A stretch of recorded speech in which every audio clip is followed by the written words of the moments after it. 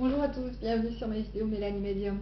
Aujourd'hui, je voudrais répondre à la question d'une personne qui m'a interpellée aujourd'hui sur Facebook, mais qui n'est pas la seule. Et je me suis dit, tiens, c'est vrai que peut-être ça peut être intéressant de le partager, de partager la réponse. Alors en fait, cette personne me dit, mais comment vous faites comment vous avez fait pour affronter vos peurs quand vous avez débuté en tant que médium? Et c'est vrai, souvent cette question des gens qui sont débutants ou ben voilà, qui perçoivent des choses, qui ressentent ou qui voient des défunts, qui les entendent, etc. Parfois dans des conditions un peu particulières, hein, qui ont des scènes du décès, parfois brutales, et qui me disent mais moi je veux pas, je suis pas d'accord, je veux pas faire ça, je refuse, je veux pas voir tout ça. Et les gens qui me disent mais comment on peut faire pour éviter ça ou pour ne plus en avoir peur. Alors du coup c'est un peu un double questionnement. Éviter c'est pas la peine, bon là la réponse est claire, arrêtez d'éviter, vous n'y arriverez pas. S'ils ont quelque chose à vous montrer, ils vous ont choisi, alors, je vais revenir sur ce terme, mais ils vous ont choisi comme canal, vous aurez beau faire ce que vous voulez, et plus vous allez aller à l'encontre de ça, pire ça sera, j'ai envie de dire. Et en plus, il faut bien se souvenir, j'y reviendrai sur une autre vidéo, mais que finalement, c'est pas vraiment eux qui vous ont choisi, c'est vous qui avez choisi cette incarnation. C'est-à-dire que quand vous vous êtes réincarné, hein, là, à votre naissance, vous avez choisi de suivre ce chemin sur Terre. Alors vous allez me dire, ah ouais, mais non, mais moi je suis plus d'accord, j'ai changé d'avis. Bah, vous avez changé d'avis, mais c'est comme ça. Hein. Alors, bon, ça c'est la question j'ai le choix, j'ai pas le choix, ben, on n'a pas le choix. Hein. Alors après, on a le choix de ce que l'on va en faire. On peut devenir professionnel ou pas, amateur ou pas, on peut juste vivre avec, hein. Il y a 3 degrés, hein, ça c'est clair. Mais ce que je vous déconseille, c'est de le refuser. Alors après, les gens vont me dire, ok, bon, on va l'accepter, d'accord, mais en attendant, ça fait peur quand même. Enfin, franchement, voir des visages ensanglantés, voir ses rideaux bouger, entendre souffler, sentir une pression sur son thorax, mais comment voulez-vous qu'on accepte ça? Ça fait peur quand même. Oui, ça fait peur, je l'ai vécu. Hein, donc hier j'ai fait une conférence, je rigole, mais vous allez rire aussi. Hein, et j'expliquais aux gens que bon, ma médiumnité est arrivée dans un lieu particulier. On venait d'acheter une maison qui était ancienne. Hein, et donc il se passait des choses dans cette maison. Mais bon, c'était pas vraiment la maison qui était en cause, puisqu'en réalité c'était le moment, c'était le bon moment pour moi de devenir médium. Et, j'expliquais aux gens, et je vous jure que c'est vrai, hein, j'allais faire pipi en courant. Je traversais le couloir en courant, tellement j'avais peur. Et au moins une nuit sur 2, je réveillais mon mari. J'ai aucune honte de le dire, hein, pour qu'il m'accompagne aux toilettes. Tellement j'avais peur. Donc, voilà, je suis médium, ça fait 5 ans et demi. Je fais des vidéos, je fais des séances, tout ça, mais faut pas croire que la vie a toujours été facile pour moi en tant que médium. Hein. Non, c'est pas toujours tout rose, même encore maintenant, parfois je me fais surprendre. Bon, la dernière, c'est vrai, hein, je vous assure, c'est véridique. Et la dernière fois, j'étais à une soirée, c'était un anniversaire et tout, j'étais chez mon père. Et puis je monte, je vais aux toilettes, tranquillement, hein, je suis désolée, quand on est aux toilettes, on est tranquille, et j'ai un défunt qui est venu à moi, et là, bon, on est un petit peu surpris, même si c'est mon taf, excusez-moi, mais j'aime bien quand même être tranquille. Et puis il y a d'autres moments, voilà, où vraiment je peux encore même sursauter, parce que je suis en train de faire autre chose, parce que je pense pas du tout à ça, et que je peux être très surprise par une boule de lumière qui passe, par quelqu'un qui m'effleure l'épaule, qui touche mes cheveux, etc. Ou qui est dans la voiture, ça arrive aussi très souvent, et c'est pas toujours agréable, même si c'est mon boulot. Alors forcément, je le gère peut-être un petit peu mieux, parce que du coup, je leur parle, j'essaie de comprendre ce qu'ils ont envie de me dire, ce dont ils ont besoin, etc. Mais c'est à partir du moment où je l'ai accepté, où je me suis dit, bon ok, voilà, je vais faire avec, et non plus je vais faire contre. que j'ai réussi à mieux le gérer. En fait, c'est ça le truc, hein. On est encore dans le lâcher prise, l'acceptation, on en revient toujours à la même chose. Plus vous allez accepter quelque chose, plus vous allez du coup faire avec, et non plus essayer de faire contre ou essayer de faire sans. Ben voilà.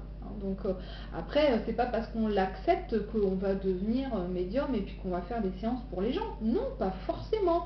Mais au moins, on accepte ce qui arrive et on accepte voilà, de leur parler. Alors bon, je pense à ma fille en particulier, et je l'embrasse très fort, ma petite poulette, mais elle va avoir 15 ans maintenant, et ça fait déjà bien 2 ans, ouais, même peut-être un petit peu plus, qu'elle perçoit vraiment les défunts. Par contre, c'est vrai que c'est pas toujours rigolo parce que voilà, elle voit des défunts des personnes qu'elle a perdues, donc déjà c'est un petit peu douloureux quand même, hein. Et puis parfois des gens qu'elle n'a pas perdus, mais dans des conditions il se présente à elle dans des conditions particulières, visage ensanglanté, qui flotte au-dessus d'elle, la bouche ouverte, enfin vraiment film d'horreur quoi. Alors c'est pas méchant, hein, je pense à une petite fille qui a été très médiatisée en particulier d'ailleurs, et qui s'est présentée à moi et à elle, parce que c'est pas que j'avais pas répondu à sa demande, mais je savais pas comment répondre à sa demande, cette petite poulette. Et du coup, elle s'est dit, bon, toi tu viens pas, je vais monter voir ta fille. Et c'est vrai que Jade a été quand même assez surprise. Et c'est pas évident à vivre, quoi, hein, surtout pour les jeunes. Je ferai une vidéo en rapport avec ça, hein, les enfants et la médiumnité. Et voilà, c'est pas simple. Alors, je pense aussi à une autre dame que je nommerai pas, mais qui est bien plus âgée, hein, elle a presque le double de ma fille, et qui elle aussi est effrayée toutes les nuits par des présences qui sont dans sa chambre. Alors j'ai discuté hier avec sa maman lors d'une conférence, et je lui ai dit la même chose, tant qu'elle ne l'acceptera pas, elle sera embêtée, et du coup elle en sera effrayée. Hein, parce que elle ne gérera pas comme il faut les choses, hein. Elle ne pourra pas se protéger, elle ne pourra pas leur parler, leur dire tout simplement, écoutez, je suis pas disposée, vous me faites peur, c'est pas le bon moment, je ne sais pas comment communiquer avec vous. Enfin voilà, on peut leur dire très clairement les choses, hein. Alors concrètement, comment gérer son stress, comment gérer sa peur? Je dirais que la première chose à faire, c'est déjà faire une purification dans votre logement. J'ai fait une vidéo il y a très peu de temps, hein, sur ça, il y a quelques jours. Je pense que c'est déjà la première des choses à faire. Ça va apaiser un petit peu les énergies. Voilà. Et si vous avez toujours des présences, je pense qu'il faut les accueillir avec sérénité. Voilà, elles ne sont pas là pour vous embêter. C'est pas quelqu'un. Quand il y a une présence, c'est pas. Attention, on n'est pas dans les films science-fiction, d'horreur, qui essayent de nous faire peur. Un défunt veut forcément communiquer, et souvent pour de très bonnes raisons, parfois qui lui appartiennent, et il ne sait pas forcément aller toujours vers la bonne ou la meilleure personne, donc il va aller vers la personne qu'il semble être ouverte, même si elle-même ne le sait pas. C'est-à-dire qu'il ressent une certaine sensibilité, comme si la porte était entrouverte et il pouvait y entrer. Donc voilà, un défunt n'est pas forcément là pour vous embêter, mais bien pour essayer de passer un ou plusieurs messages, que ce soit à vous ou à des proches, peu importe. Alors, voilà, donc la première chose c'est ça, c'est de pouvoir purifier le logement. La deuxième chose, c'est vraiment de pouvoir essayer de communiquer avec eux et de leur dire, je ne suis pas prête, je ne me sens pas à l'aise, vous m'avez fait peur, on est en pleine nuit, s'il vous plaît, j'aimerais bien dormir, je suis aux toilettes, j'aimerais bien être tranquille. Il faut être clair, moi je le fais encore, hein, quand ça m'arrive parfois d'avoir un défunt qui intervient. Des fois je suis en voiture et puis je leur dis, écoutez, je suis en train de conduire, là je ne peux pas me concentrer sur une communication, une canalisation avec vous, donc on en discutera un petit peu plus tard. Parfois ils reviennent, parfois ils reviennent pas, parfois ils reviennent une semaine, un mois après. Ça je les laisse revenir ou pas, hein, mais je suis claire avec eux, et puis ça me permet de vivre entre guillemets à peu près normalement. Mais qu'est-ce que la normalité? Je pourrais aussi refaire une vidéo sur ça. Bref, donc ça c'est aussi un autre conseil. Après, ce que vous pouvez faire aussi, c'est essayer de vous protéger par des pierres. Alors surtout si vous avez peur des échanges comme ça, hein, si vous ne vous sentez pas prêt, ne portez pas de cristal de roche. Surtout pas. ni sur vous, ni dans votre chambre, parce que ça amplifie les énergies. Évitez l'améthyste, c'est une pierre violette, hein, mauve clair, parce que bah, c'est un peu la pierre du médium. Donc j'ai envie de vous dire, si vous avez envie d'être un petit peu tranquille, pareil. Hein. Par contre, vous pouvez utiliser des pierres de protection, œil du tigre, obsidienne,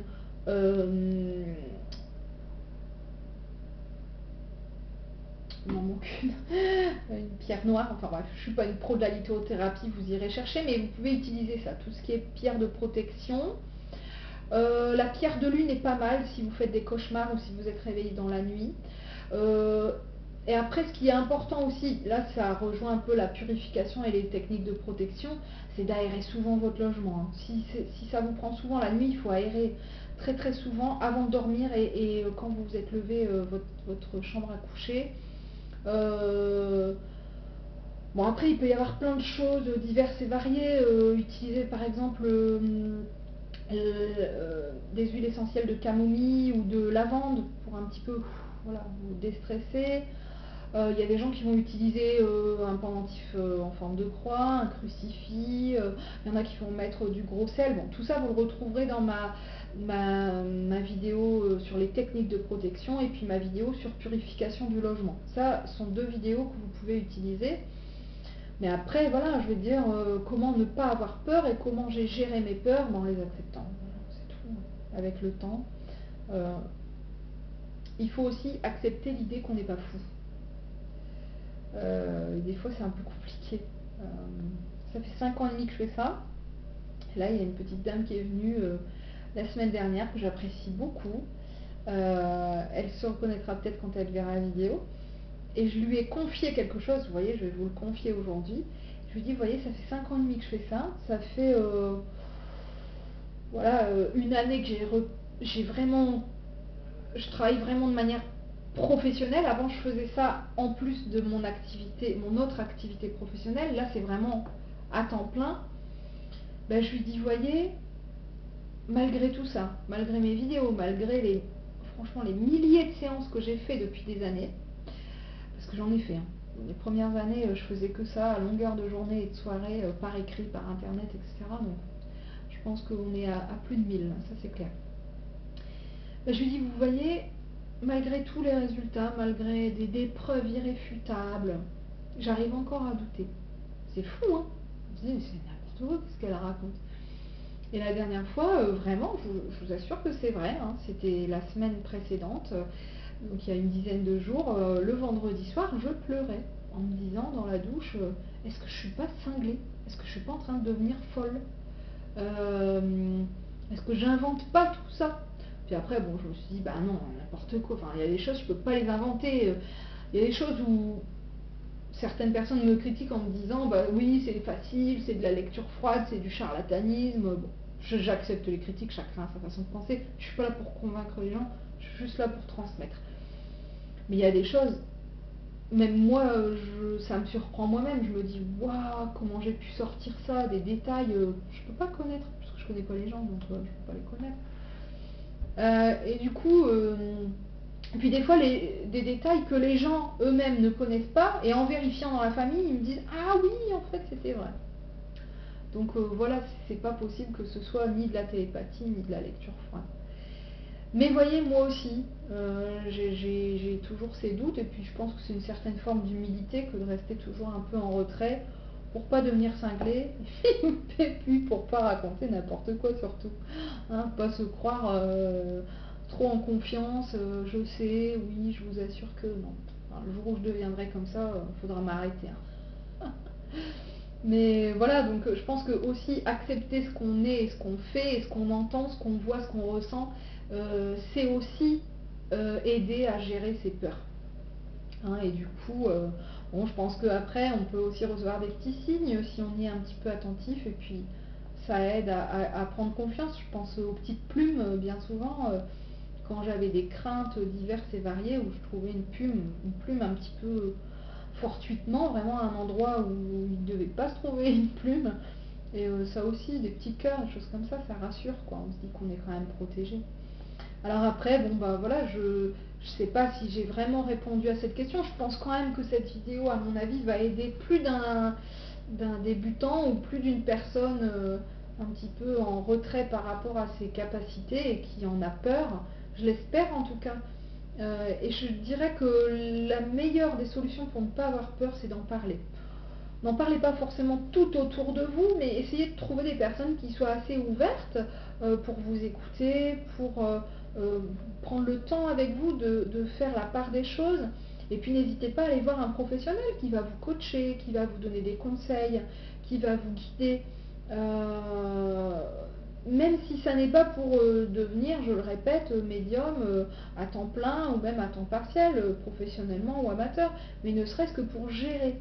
Hein, gérer ce qui vous arrive et gérer ben voilà, ces contacts finalement avec les défunts, que vous le vouliez ou non. J'espère que j'aurai répondu au moins à cette question.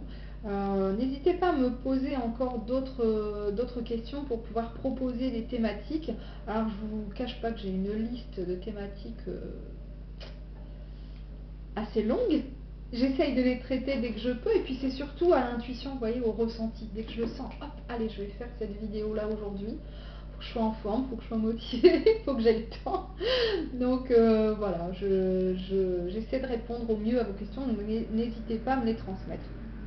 Je vous souhaite une bonne soirée ou une bonne fin de journée. Je vous dis à très bientôt.